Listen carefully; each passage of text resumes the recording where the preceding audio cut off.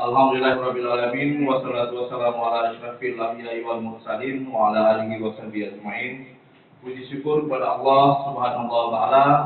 Selawat beriring salam kepada Nabi Muhammad sallallahu alaihi wasallam. Yang saya hormati, yang pertama Ketua Panitia ada Pak M. Rizal, SEMSI, terus di sini ada hadir juga yang saya hormati daripada Dekan Fakultas Ekonomi, Ibu Dr. Sri Wahyuni MSI, selanjutnya perwakilan dari pemerintah Kabupaten Biren atau yang ini mohon maaf belum kenalan Ibu. Selanjutnya ada dosen luar biasa, ada Pak Al ya yang hadir juga hari ini. Terus ada Pak Saleh selaku Kaprodi daripada jurusan Ekonomi Pembangunan dan para mahasiswa ya, yang luar biasa. Selamat sekali lagi telah memenangkan proposal ya, salah satu proposal yang memang setiap tahun dilaksanakan oleh Kementerian Pendidikan dan Kebudayaan Dirjen Dikti yang memberikan berbagai ruang ya untuk menjadi entrepreneur muda, mencetak entrepreneur muda ke depannya, sehingga para mahasiswa ini setidaknya ya hari ini dibantu secara ilmuwan, secara teori, terus secara praktek, dan juga dibantu dalam hal pendanaan. Jadi luar biasa.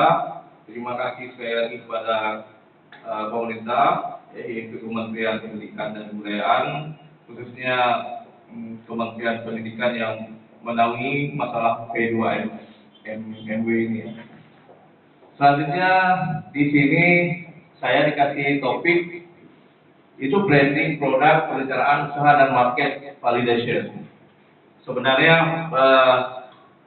harusnya satu-satu dulu nih produk branding dulu, branding produk, terus sesi kedua baru perencanaan usaha dan market validation. Karena perencanaan usaha ini berat juga ya. Ini mahasiswa saya juga yang dulu menang juga. Ya, kita ada juga buat perencanaan usaha dulu ya, mata kuliah perencanaan usaha, tugas saya, terus dikembangkan juga sendiri, akhirnya jadi proposal, juga menang, alhamdulillah. Jadi kita kejar lah, kita coba kejar. Yang pertama, kita langsung masuk karena waktu yang singkat, branding produk. Saya sependapat dengan panitia membuat dulu branding produk, ya, branding produk dulu, perencanaan usaha dan market validation. Sudah oke, sudah mantap alurnya.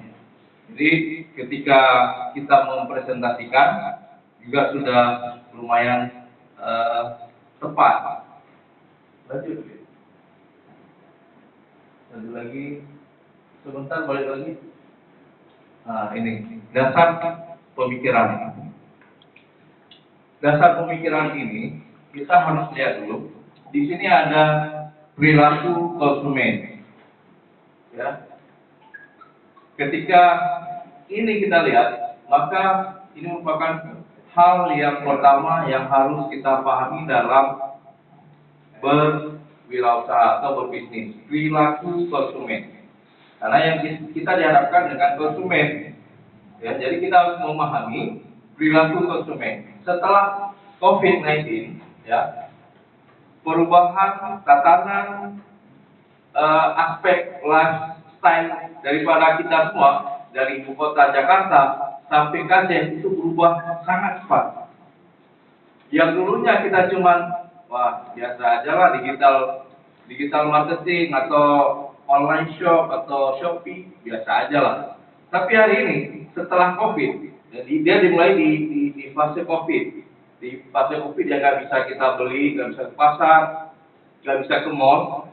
Itu malah menjadi rezeki bagi digital marketing. Jadi digital atau market daripada digital yang seperti online shop, Tokopedia, Shopee dan segala macam itu memegang peranan. Dan hari ini kita sudah melihat bagaimana perkembangan daripada logistik yang pengiriman barang.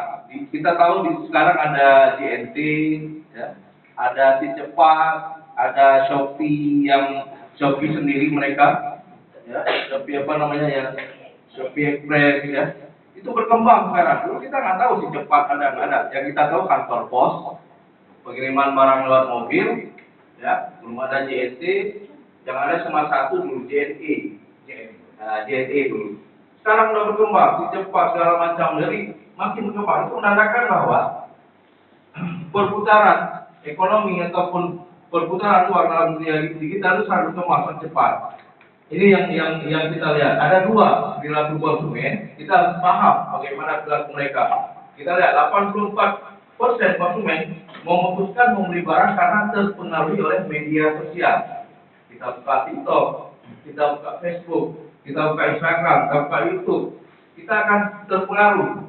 Wah, bagus nih jamnya, ya. Wah, bagus ini. Jadi perilaku konsumen. Jadi kita harus paham itu.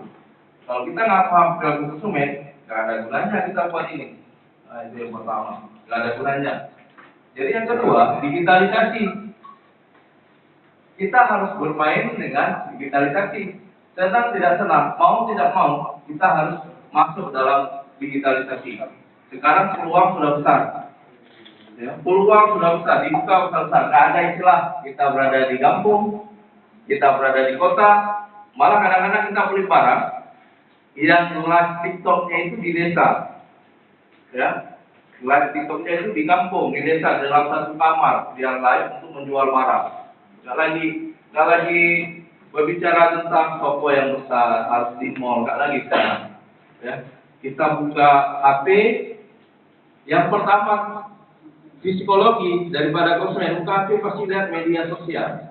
Saya punya TikTok, saya buka TikTok, ya, habis 1 jam 2 jam sekarang, ya. Misalkan saya punya TikTok, berarti saya buka TikTok. Habis sudah bosan dengan TikTok, buka ke Instagram. Dari Instagram buka lagi ke YouTube, ke Facebook. Ya, jadi perputaran itu habiskan waktu kita 1, 2 jam, 3 jam sampai dari pagi sampai mungkin kalau kita nggak sadar dari pagi sampai pagi kita asik dengan media sosial. Nah, ini dimanfaatkan peluang oleh kalian semua, oleh anak-anak muda sekarang, oleh para pebisnis yang memang digitalisasi ini memang harus kita ambil peluangnya. Selanjutnya, nah, branding apa sih branding? Nah, kita mau tanya nih, branding daripada entrepreneur dulu. Ini kan sebelum saya ngasih materi, sebelum saya membuka atau menyamakan persepsi, saya mau tanya dulu nih. Kadang-kadang udah jago, jadi kita lewatkan aja. Ada bagian yang lebih penting lagi di depan, branding. Kita mau tanya sama yang punya briket nih. Yang punya briket siapa nih? Beri tangan. Nah, coba jelasin branding. Saya nggak perlu benar atau salah. Yang penting pemahaman branding. Nama dulu. Perkenalkan, nama saya Rizka dari Prodi Hubungan Internasional Fakultas Pekerjaan dan Politik. Tepuk tangan dulu. Akal ya.